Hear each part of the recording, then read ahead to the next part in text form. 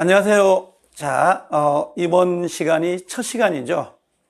23년도 34회 공인중개사, 자, 입문과정 시간인데요. 개념의 이해라고 하는 거, 입문서를 가지고, 시작을 합니다. 우리가 입문과정은 그렇게 길게 찍지는 않습니다. 지금 예상은 한 20분, 25분 단위로 해가지고, 한 열 몇 강 정도 올려놓을 건데요.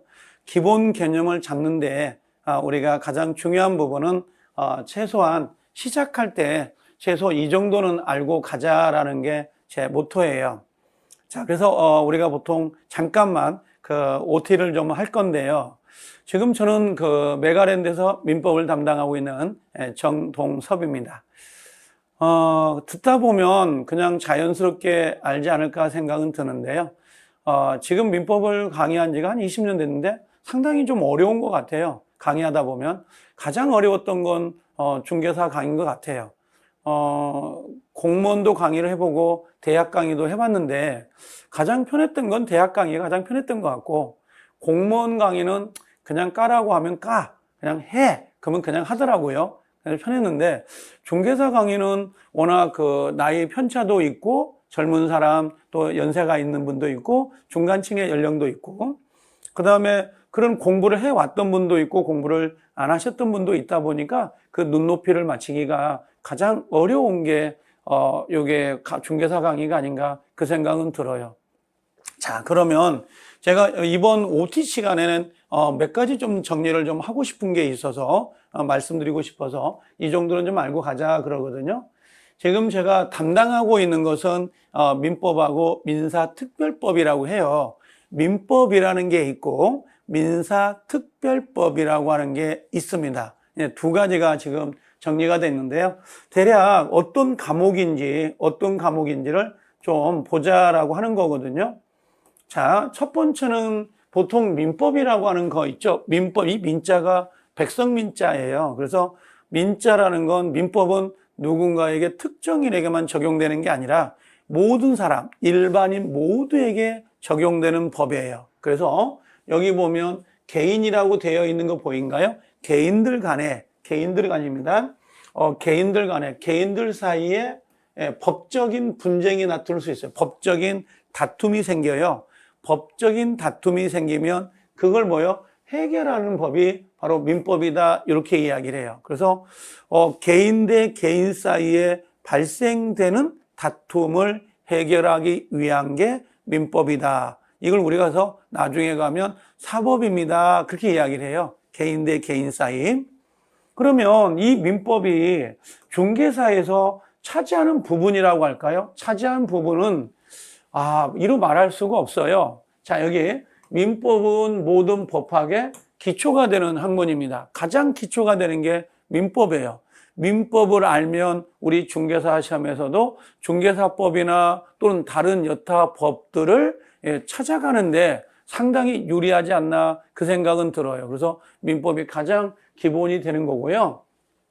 또 공인중개사 시험은 총 과목은 5과목으로 되어 있지만 실질적으로는 6과목이잖아요. 그 중에서 이 민법이 많은 비중을 차지하고 있는 거예요. 아마 10월 달에 마지막 주에 우리가 시험을 보거든요. 그때까지 가장 신경을 곤두세우면서 지켜보는 게 민법이 아닐까? 수험생들한테 가장 힘들어하는 것도 민법이 아닐까? 그 생각이 들긴 해요. 그래서 중개사 시험에서도 민법이 차지하고 있는 진짜 전체 수험 생활에서도 가장 중요한 게 민법이다 보니까 이 초반에 민법을 어떻게 잡아야 되느냐, 이게 가장 관건이에요. 민법을 어떻게 잡아야 가장 다른 과목과 연결을 해서 시간을 줄일 수가 있느냐, 그게 가장 문제가 되더라고요. 자, 첫 번째 민법은요, 크게 우리가 나눌 때에 이렇게 나눠집니다. 민법 총칙이라는 게 있고요. 두 번째 물권법, 세 번째 채권법, 그 다음에 마지막으로 가족법이라고 하는 요 네 파트로 나눠져 있어요. 네 파트로 나눠져 있는데 공인중개사 시험에서는요, 중개사 시험은 이 중에 다 들어가는 건 아니고요. 이 중에 민법 총칙의 일부가 들어가요. 민법 총칙의 일부. 민법 총칙의 일부라고 한다면 한 60% 정도가 시험인 것 같고요. 그 다음에 물권법은 대다수가 들어가요.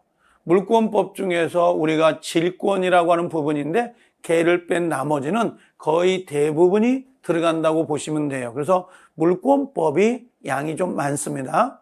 그 다음에 채권법 중에 계약법이라고 하는 게 있는데 이 계약법 15개 계약이 있는데 그 중에서 3가지만 중개사와 관련돼 있다 보니까 계약 총론하고 그 다음에 매매, 교환, 임대차 순서로 문제가 배정이 됩니다. 그래서 총 10문제가 배정이 되거든요. 자, 그러면 우리가 계산을 해보면 뒤에 나올 겁니다만 민법 총칙은 한 10문제 정도가 배정이 되고요. 그 다음에 물권법이 좀 많습니다. 14문제 정도. 그 다음에 계약법이 10문제 정도로 보통 배정이 됩니다. 이 정도로. 자, 그러면 민법을 공부할 때 어떻게 공부해야 되느냐? 이게 아주 중요해요. 민법을 공부할 때 어떻게 중요하냐? 여러분들 다른 과목도 여타 과목도 아마 선생님들이 어떤 공부 방법을 취하는 게 좋다라고 이야기할 건데 대략적인 내용은 첫 번째 가장 중요한 건 이게 아닐까요? 우리 중개사는 민법뿐만 아니라 여러 과목도 합격할 수 있다라고 하는 거. 합격해요. 간단하거든요. 왜 그러냐면 중개사법은 상대평가가 아니에요. 절대평가거든요. 절대평가이기 때문에 우리가 예를 들면 여기 객관식 문제입니다. 논술형이 아니에요. 그러면 우리가 어떤 사람들은 1년, 2년, 3년 공부하신 분들이 종종 있긴 해요. 근데 그렇게 하고 싶어서 했던 건 아닐 거예요. 예를 들면 처음에 1년 동안 공부 열심히 했어요. 근데 운이 안 따라가지고 떨어지는 경우가 있습니다. 그럼 2년째가 된단 말이야. 이게 참 50점 정도 맞으면 이걸 포기하기도 아깝고 좀 그렇단 말이야. 그럼 또 2년째 들어가서 열심히 해. 이제 마지막에 하고 열심히 했는데 1차만 돼버리는 경우가 있잖아요. 그럼 또 2차는 해야 되니까 3년째가 돼버린 거야. 3년째가 돼서 다행히 2차가 붙으면 좋은데 또 안 돼버렸네. 그럼 어떻게 해요? 이게 간단 안 되니까 또 1차로 다시 돌아오면 이게 4년째가 돼버리는 거야. 그런 경우가 허다하거든요. 이게 좀 안타깝죠. 그래서 가장 첫 번째 수험 생활은 매일같이 마음부터 나온다고 그래서 매일같이 나는 합격할 수 있다. 그런 마음을 가지고 매일 일어나세요. 우리가 몸이 좀 안 좋잖아요. 안 좋은 것 같아. 제가 가끔 전화를 하거든요. 지인들하고 전화를 하다가 아침부터 나 몸이 찌뿌대. 아픈 것 같아. 우울한 것 같아. 그럼 바로 전화 끊어버립니다. 왜? 내 기가 빨려요. 기가. 그러니까 똑같아요. 그래서 아침에 일어날 때마다 내가 학원 간다. 동영상 볼 때마다 나는 합격할 수 있어 라고 항상 생각하면서 공부를 하시면 뭔가 이렇게 상승 효과가 올라가지거든요. 만약에 아침에 일어났는데 기분이 찝찝해. 거기다 갖다 놓고 뭐라고 그러는 거야? 야, 너 이렇게 주름살이 많아? 그러면 확 올라오거든. 그렇지 않아요? 네가 주름살 늘어나는데 보태준 게 있어? 그럴 수 있잖아요. 그죠? 당신은 왜 이렇게 배만 나와? 근단 말이야. 확 올라온다고. 그죠? 근데 기분이 좋으면 어떻게 해? 나는 가슴이 작아지는 것 같아. 그렇게 이야기하고 농담으로 넘어갈 수 있잖아요. 그래서 항상 그 마음이 중요한 것 같아요. 마음이 첫 번째. 두 번째는 민법은 가장 중요한 게 체계가 중요하지 않아요. 체계? 그 중요하지 않아요. 뭐가 중요해요? 개념이에요. 개념. 그죠? 권리, 그 다음에 대리권, 의사표시, 무효, 취소, 이런 개념들이 중요해요. 개념을 자유자재로 사용할 수 있어야 되는 거예요. 그 개념을. 그래서 개념을 정리하는데 가장 중요하다는 거. 내가 우리 개념 위의 마지막 시간에 한 2강 정도는요, 우리 민법에서 가장 많이 사용하고 시험에서도 많이 나오는 법률 용어가 몇 가지가 있어요. 그 법률 용어를 좀 마지막에 좀 정리해 줘야 되겠다, 그 생각이 들더라고요. 작년에는 이 법률 용어 개념을 정리해 준 적이 없어요. 그냥 당연히 알겠지 하고 들어갔었는데 수업을 하다 보니까 당연히 알 거라고 생각했는데 모르는 경우가 너무 많더라고요. 예를 들면 선의, 악이, 추인한다, 추정한다, 그죠? 대항하지 못한다, 대항할 수 있다, 채권자, 채무자, 이런 개념들을 모르는 경우가 의외로 많아요. 그래서 그런 개념을 나중에 법률 용어에서 마지막에 제가 촬영해서 붙여놓을 거거든요. 그래서 그걸 여러 번 반복하다 보면 아마 책을 읽거나 수업을 들을 때도 훨씬 편하게 들지 않을까 그 생각은 들어요. 자, 그래서 법이라는 것은 가장 중요한 게 뭐예요? 법은요, 무조건 개념이에요. 개념에서 시작해서 뭘로 끝난다? 개념으로 끝난다. 이렇게 보셔도 돼요. 개념으로. 개념을 모르면 안 돼요. 동시행 항변권, 계약 해제, 매매, 교환, 임대차 다 개념이에요. 개념에서 출발해서 개념으로 끝나요. 개념을 잡는 데다가 60%를 쏟아부으세요. 판례? 중요하지 않아요. 판례는 나중에 하면 돼요. 나중에. 용어를 자유자재로 사용할 수 있다면 그 긴 문장의 판례도 쉽게 이해가 됩니다. 용어가 안 돼 있다 보니까, 법률 용어 개념 자체가 안 잡혀 있다 보니까 판례를 읽을 수가 없어요. 문장을 읽을 수가 없는 거고. 그래서 개념을 잡는 데 출발점이에요. 그래서 민법은 개념을 잡고 개념으로 끝나는 겁니다. 개념. 그래서 어떤 제도를 공부하든 간에 가장 먼저 그 개념 사례를 통해서 정리하는 것이 시험을 보는데 가장 유리하다라고 보시면 돼요. 그래서 개념을 통하고 개념을 가지고 사례에 적용을 하는 거죠. 이렇게. 그 다음에 중개사는 분명히 객관식 시험이에요. 그럼 객관식 시험이기 때문에 우리 1차 과목이 부동산 학개론 40문제, 민법 민사특별법이 40문제, 총 80문제 아니에요? 그럼 우리는 60점만 맞으면 돼요. 60점만 맞으면 되는 시험이기 때문에 그러면 1차 과목이 80문제란 말이에요. 그럼 평균 60점을 맞으면 되는 거거든요. 그러면 예를 들면 부동산 학개론이 24개, 그 다음에 민법이 24개. 그럼 결국은 2개 합하면 48개잖아요.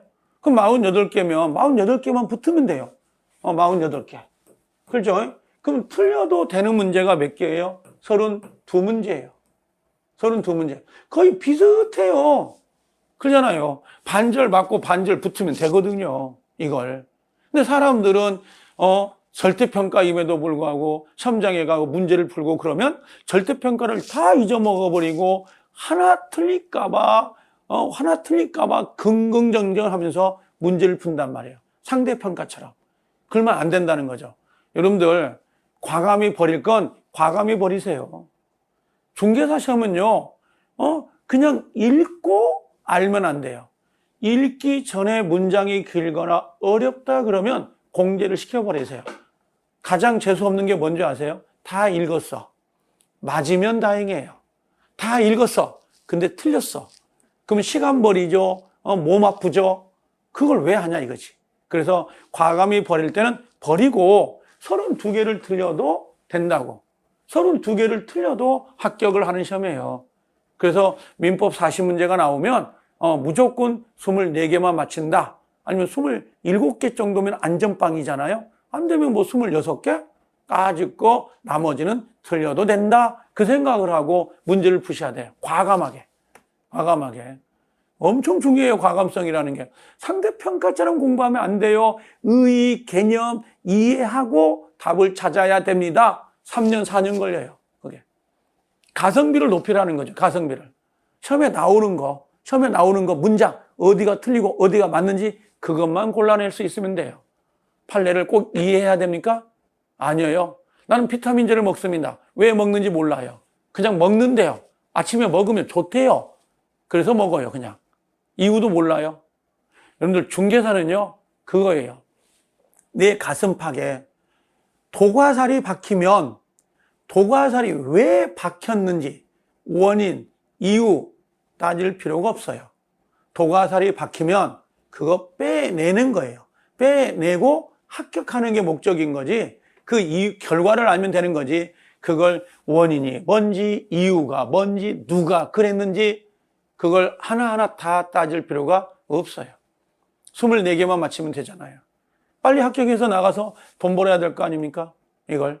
뭔 의의, 이해, 개념 정리하고 다 이걸 이해할 필요가 없다는 거죠. 이해할 건 이해하고 외울 건 외워서 넘어갈 건 과감히 넘어가라라는 거예요. 그래야 시간을 줄일 수 있습니다. 절대 이걸 놓치지 말라고. 32개를 틀려도 괜찮다는 거. 항상. 편안히 보세요, 편안히. 이건요. 자, 그 다음에 우리가 개념 이해 과정은 요것만 하시면 돼요. 첫 번째는 뭐예요? 개념만 공부해라. 개념만. 다른 거 하지 마세요. 다른 거 체계를 잡아요. 뭔 체계를 잡아요? 잡지 말아요. 개념만. 대리권이 뭐다? 그죠? 물권이 뭐다? 채권이 뭐다? 개념만 잡으면 됩니다. 그러면 성공해요. 자, 공부 방법을 잠깐만 이야기해 볼게요. 수업을 듣는 학생도 있어요. 수업을. 그 다음에 동영상을 보는 학생도 있습니다. 이 개념의 이해, 입문 과정 시간에는요. 자, 첫 번째, 수업 시간과 동영상 강의를 활용하는 법인데요. 출석을 해서 수업을 듣는 학생이 있고요. 반대로요. 예, 동영상만 보는 학생이 있습니다. 동영상만 보는 학생이 있어요. 그럼 요건 공부 방법이 달라집니다. 자, 첫 번째. 출석을 해서, 여기 출석을 해가지고, 여기 출석입니다. 출석을 해서 수업을 듣는 학생은 보통 수업은 4시간 단위로 이루어져요. 4시간. 그럼 집에 가서 나 열심히 할 거야. 그리고 뭔가 또 다시 공부를 복습하는데 8시간을 쏟아 부어요. 이건 사람 지칩니다. 죽습니다. 일주일도 못 가고 포기합니다. 그래서 수업 시간은 4시간 수업을 들어요. 꾸벅꾸벅 자기도 하고 졸기도 해요. 상관없어요. 그래도요, 줄 치세요. 그럼 다 줄 치더라고요. 동그라미 치세요. 그럼 졸다가도 칩니다. 이건요. 그래서 수업을 4시간 한 다음에 동영상으로 지금은 활용을 하셔야 돼요. 그때 동영상은 1.5배속으로, 1.5배속입니다. 좀 늦다 그러면 1.4배속으로 해서 1회독만 하고 꼭 반복을 해서 끝내라는 거예요. 단 조심할 거. 이 입문과정은요, 기본 개념은 11월, 12월까지는요, 내용을 몰라도 돼요. 내용을 알아야 됩니까? 몰라요. 내용 몰라. 무슨 말을 하는지 몰라. 근데 뭐예요? 이해도 안 돼. 이해도 안 돼. 근다고 스톱워치를 꼭 누르면 안 돼요. 스페이스를 눌러놓고 다시 들어볼까? 반복, 리플레이 하면 4시간짜리 수업이 결국은 8시간 수업이 돼버려요. 글지 말라는 거. 그냥 딱 앉아가지고 뭐요? 1.5배속 1시간 딱 듣고 화장실 갔다 와서 1시간 듣고요. 이렇게 반복해서 들어라는 거. 또 일회동은 꼭 좀 들어달라고 부탁을 드려요. 이건요. 자, 두 번째 가볼게요. 동영상만 수업을 듣는 학생이 있습니다. 동영상만. 그때 동영상을 듣는 것은 일을 하는 경우가 많이 있다는 거예요. 주간에 일을 많이 하거든요. 그러다 보니까 동영상 수업을 들을 수밖에 없는 경우가 많이 있고요. 또 전업주부라고 하지만 일할 게 얼마나 많습니까? 가정사 일이라는 게. 그래서 동영상을 선택해서 수업을 들을 수밖에 없는 경우가 있을 거예요. 그럼 이런 분들은요. 자, 여기 일주일이에요. 요 일부라는 거. 일주일 동안 6과목을 다 듣는다는 건 정말 무리가 있을 것 같지 않습니까? 6과목을 일주일 동안 다 듣는다? 4시간씩? 그 양이 만만치 않을 것 같은데. 그죠? 예를 들면 6과목이면 6, 4, 24, 24시간의 수업을 들어야 된다는데, 동영상을 정말 어려울 것 같아요. 그럼 저 같으면, 이렇게 생각 같아. 지금 11월, 예를 들면, 입문과정입니다. 그 다음에 11월, 그 다음에 12월 있잖아요. 11월, 12월, 이렇게 다 가요. 그럼 요 입문과정 11월, 12월까지는 6과목 중에 2과목이나 3과목 정도를 선택을 해서 선택적으로 들으시고 나머지는 나중에 하더라도 아무 지장이 없어요. 나중에 하더라도 상관없다. 저는 올해 1차와 2차 동차를 갈 건데요 라고 하잖아요. 그러면 강약을 조절해서 수업을 들으셔야 돼요.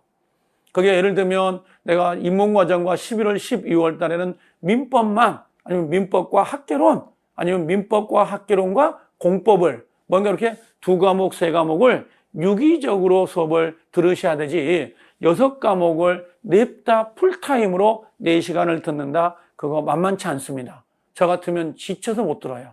지쳐서. 그래서 여러분들이 선택을 해야 되겠지만 최소한 입문과정 11월, 12월은 두세 과목 정도 듣되 1회독을 할 때 동영상만 보신 분들은 2번 정도 들으면 좋거든요. 그게 어떤 거냐면 1회독을 할 때는 어차피 속독을 듣는 게 좋아요.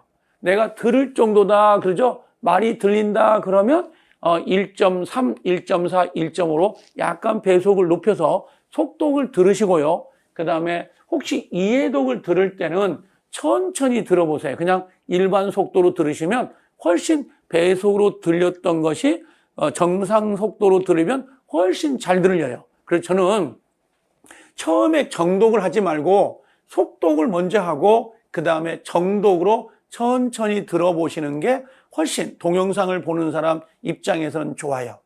만약에 예를 들면 속독으로 1, 2, 3 강의를 들었다. 그럼 정독은 거꾸로 올라오셔도 상관이 없어요. 앞건이 뒷건이 상관없거든요. 그래서 그렇게 들으셔야 되고요. 반드시 동영상 보신 분들은 4교시를 모두 들어야 돼요. 4교시를. 예를 들면 자 이렇게 됩니다.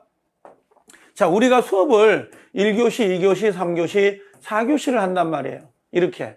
그럼 동영상을 볼 때 여기서 이렇게 들어가다 보면 2교시 정도 수업을 듣잖아요. 그러면 3, 4교시는 다음에 들어야 되지. 이렇게 밀쳐내는 게 좀 있어요. 그럼 또 3, 4교시를 나중에 건너뛰어.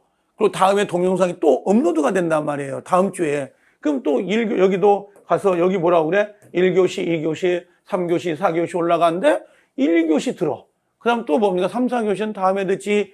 이렇게 계속 해버리면, 그렇게 해버리면 결국 3, 4교시는 계속 못 듣는다는 거예요. 계속. 그러면 2달간 수업이 이루어지는데 결국은 어떻게 돼요? 1달밖에 못 듣는다는 것과 같은 거예요. 그래서 자, 우리가 보통 동영상을 보신 분들은 4교시를 모두 될 수 있으면 볼 수 있도록 하시라는 거. 그래서 일주일에 6과목을 듣는 건 무리수가 좀 있을 수 있다는 거죠. 입문과정 11월, 12월은 한 2-3과목 정도 정리해가지고 메인 과목을 그걸 듣는 게 훨씬 나한테 유리하지 않을까. 동차로 가신 분들 그게 생각이 됩니다. 그래서 이렇게 수업과 출석과 수업을 듣는 사람하고 동영상만 보시는 분들은 입문과정하고 11월, 12월 과정을 약간 좀 다르게 공부해 주십사 하고 부탁을 좀 드려요. 자, 오늘은 좀 이렇게 해서 뭡니까? OT를 좀 정리할 건데요. 결국은 마음가짐이 가장 중요하고요. 그 다음에 중개사는 절대평가란 걸 놓치지 않았으면 하는 생각이 듭니다. 자, 1년간 우리가 대단원을 시작해요. 거의 70부작의 대서사시라고 보시면 돼요. 중간에 힘들 거고요. 중간에 오다 보면 비도 내릴 거고 또 태풍도 칠 거고 어느 날은 또 맑은 날도 있을 거예요. 근데 어떻게든 끝까지 가려고 하는 게 가장 중요합니다. 아셨죠? 열심히 해서 여러분도 열심히 따라오고 저도 열심히 할 테니까 합격하는 거, 중개사는 다른 거 없어요. 매도자, 매수자가 매매를 계약을 맺습니다. 이유는요, 매도자는 돈을 벌려고 하는 거고 매수자는 뭐라고요? 집을, 재산권을 가지려고 하는 게 목적이라면 수험생은 합격이 목적입니다. 아셨죠? 그래서 올해 1년간 참 열심히 해가지고 합격하는데 우리가 노력을 해봅시다. 자, 여기까지 OT를 정리하고 자, 좀 쉬었다가 본 수업으로 가서 수업을 하겠습니다. 자, 수고하셨습니다.